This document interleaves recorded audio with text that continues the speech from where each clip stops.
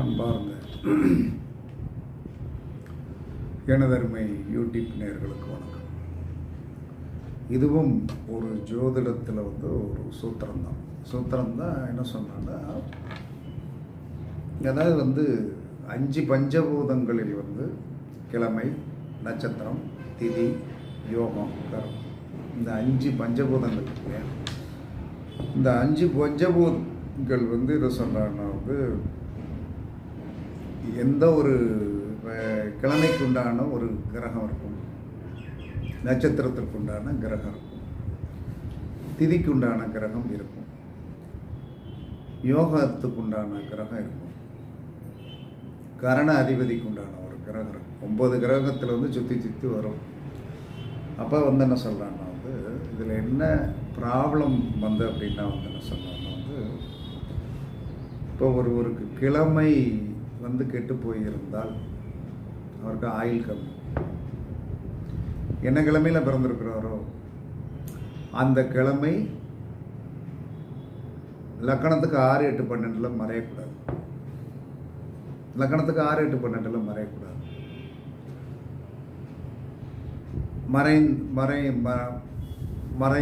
மறைந்தாலோ அம்சத்தில் போய் நேசமாகக்கூடாது. இப்போ ஒருத்தர் புதன்கிழமையில் பிறந்திருக்கிறார். உங்களுடைய லக்கணம் என்னவோ அந்த லக்கணத்திற்கு 6, 8, 12 அந்த புதன் மறையக்கூடாது. மறைந்தால் உங்களுக்கு நோய் நொடிகள், பிரச்சனைகள், தன்மைகள் எந்த கிழமையாக இருந்தாலும் சரி, ஞாயிறிலிருந்து என்ன சொன்ன சனிக்கிழமை வரைக்கும் எடுங்க. நீங்கள் பிறந்த கிழமை உங்களுடைய லக்கணத்துக்கு மறையக்கூடாது. இந்த கான்செப்டை நல்லா மனசில் வச்சுக்கணும். உங்களுடைய நட்சத்திரத்துக்கு உண்டான கிரகம்னு ஒன்று. இப்போ பரணி அப்படின்னு சொன்னால் அந்த பரணிக்கு உண்டான சுக்கிரன் என்ன சொல்கிறான்னா லக்கணத்துக்கு 6, 8, 12 மறையக்கூடாது. அம்சத்தில் போய் அந்த சுக்கிரன் என்ன சொன்னான்னா கண்ணியில் போய் நீசமாகக்கூடாது. அப்போ நட்சத்திரம் என்ன சொன்னான்னா, நட்சத்திரத்துக்கு உண்டான கிரகம் நீசமாகிவிட்டால் நமக்கு வேலீடு கிடையாது. நீசமாகக்கூடாது. அதுக்குண்டான திதி அதிபதி அப்படின்னா ஏற்கனவே நம்ம பழைய வீடியோக்களில் சொல்லியிருக்கோம். ஒவ்வொரு திதிக்கும் என்ன கிரகம் அப்படின்னு சொல்லியிருக்கோம். அப்போ அந்த திதி அதிபதிக்கு உண்டான கிரகம் லக்கணத்துக்கு 6, 8, 12 போய் மறையக்கூடாது. அப்போ இவன் பணத்தில் போராடுவோம். அம்சத்தில் போய் நீசமாகக்கூடாது. இந்த கணக்கெல்லாம் இருக்கா, உண்மையாகவே இருக்குது. இதனால தான் போராட்டம். அப்போ திதியதிபதிக்கு உண்டான கிரகம் என்ன 6, 8 போய் லக்கணத்துக்கு 6, 8, 12 மறைந்து அம்சத்தில் நேசமாயிட்டா இவன் சொந்தக்காரன் அடுத்தவே இருந்தாலும் எவனும் மதிக்கவே மாட்டான். நீங்கள் எவ்வளோ பெரிய ஆளாக இருந்தாலும் மதிக்க மாட்டாங்க. இதுதான் உண்மை. யோகாதிபதி என்று சொல்லக்கூடிய கிரகம் ஒவ்வொருத்தருக்கும் யோகி அப்படின்னு சொல்லக்கூடிய கிரகம் இருக்கிறது. அப்போ அந்த யோகி என்று சொல்லக்கூடிய கிரகம் என்ன சொல்கிறான்னா நம்மளுடைய லக்கணத்துக்கு 6, 8, 12 போய் மறையக்கூடாது. ஆனால் அவயோகி என்று சொல்லக்கூடிய கிரகம் 6, 8, 12 போய் மறையலாம். ஏன்னா அவன் பாதிப்பை கொடுக்கக்கூடியவன். கொடுக்கக்கூடியவன் மறைந்தால் நமக்கு நன்மை தான், தீமை வராது. அப்போ நம்மளுடைய யோகி லக்கணத்துக்கு 6, 8, 12 மறையாமல் அம்சத்தில் போய் நீசமாக கூடாது. அதுக்கடுத்து காரணம். இந்த கரணம் என்று சொல்லக்கூடிய நம்மளுடைய ஒவ்வொரு கிரகத்திற்கும் கரணத்திற்கு உண்டான கிரகம் இருக்கிறது. அந்த கரணத்திற்கு உண்டான கிரகம் என்ன சொல்கிறான்னா லக்கணத்துக்கு 6, 8, 12 மறையக்கூடாது. அம்சத்தில் போய் நீசமாகக்கூடாது.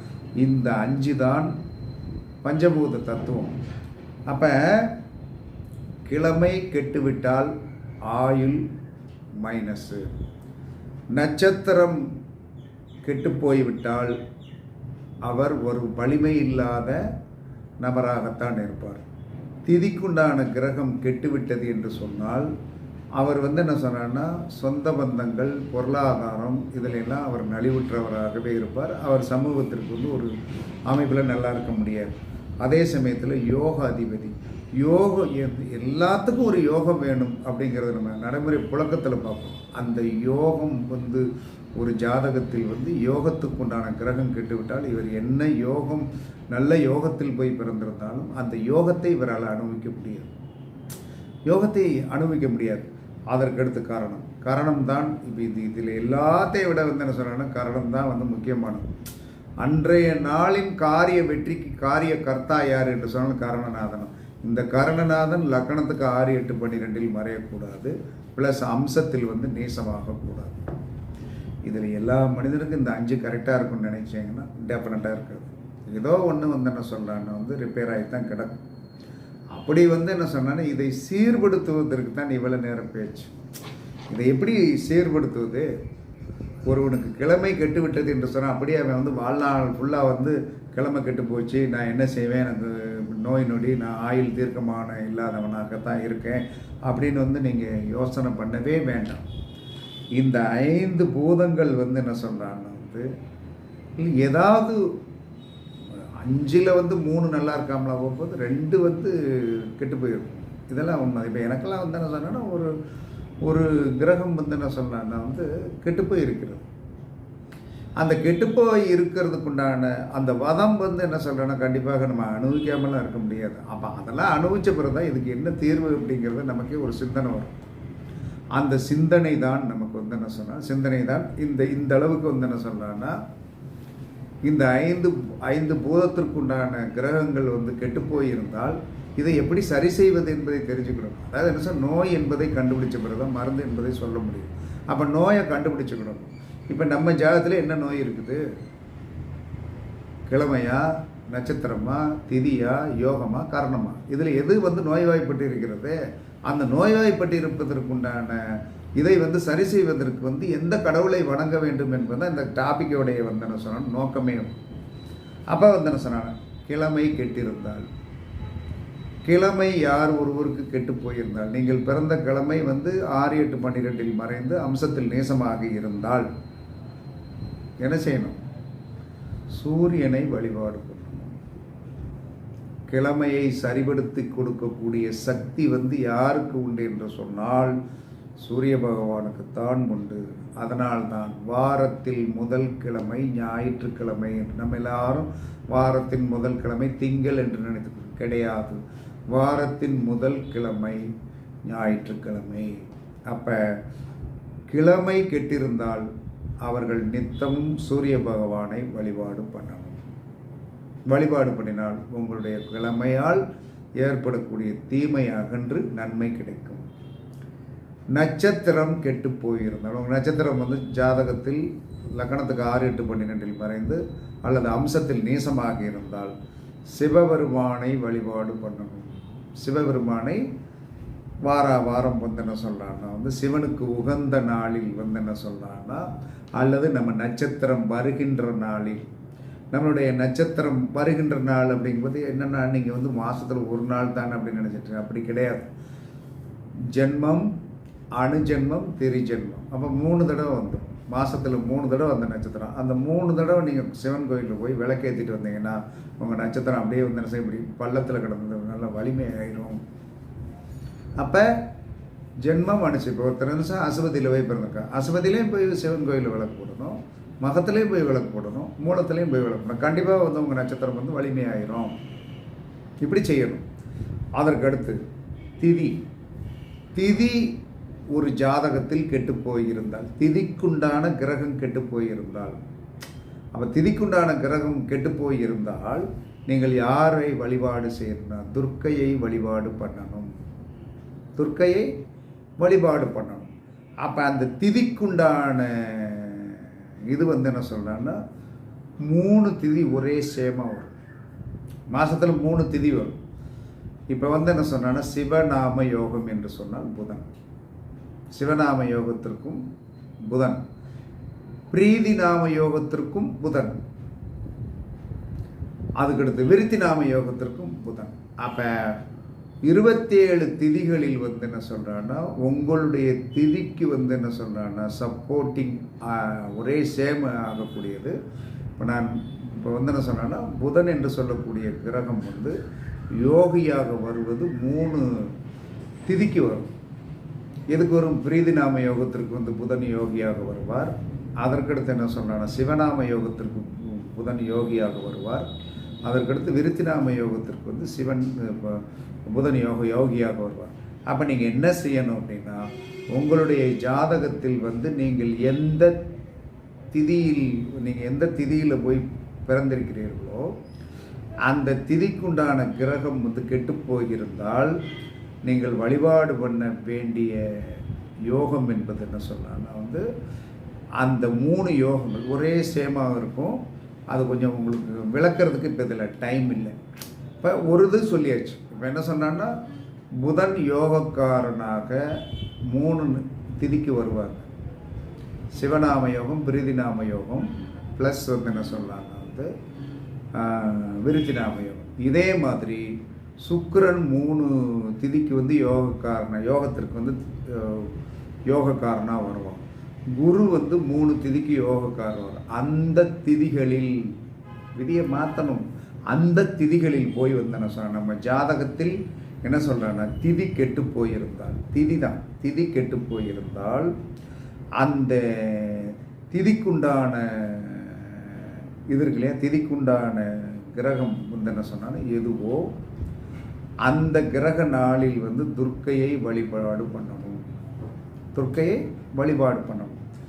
நான் வந்து யோகத்துக்கு உண்டானதை முன்னாடி சொல்லிட்டேன். அதாவது வந்து யோகம் ஒரு ஜாதகத்தில் கெட்டு போயிருந்தால் 6, 8, 12 மறைந்து அம்சத்தில் நேசமாக இருந்தால் யோகம் வந்து என்ன சொன்னால் 3 யோகங்கள் ஒவ்வொரு கிரகத்துக்கு கவர் ஆகும்.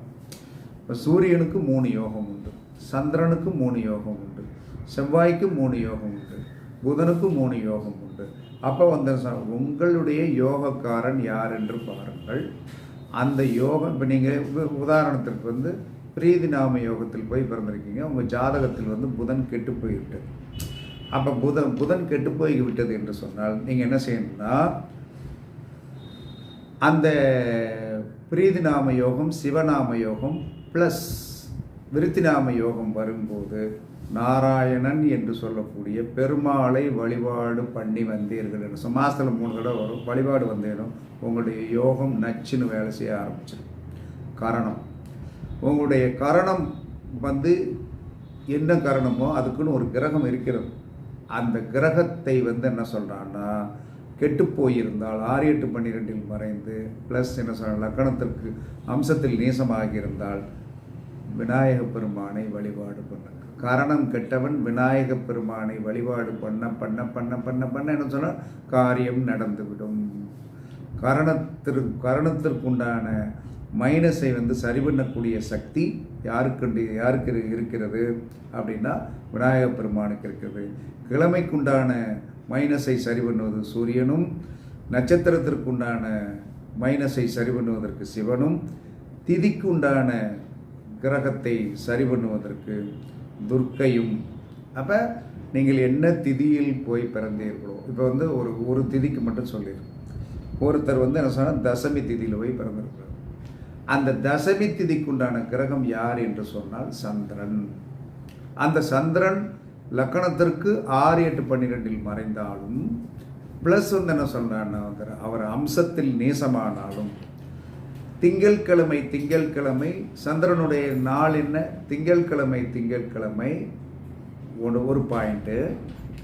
2வது பாயிண்ட்டு ரோகிணி அஸ்தம் திருவோண நட்சத்திரம் வருகின்ற அன்று திங்கட்கிழமை துர்க்கையை வழிபட்டாலும் வேலை செய்யும்.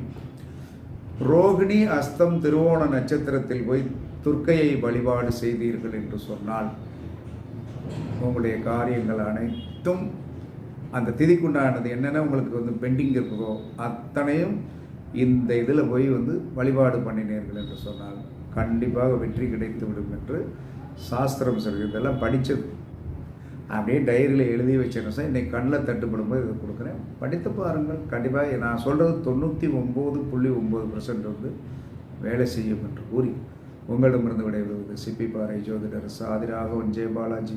சுகமே சொல்க, வாழ்க வளமுடன். வணக்கம்.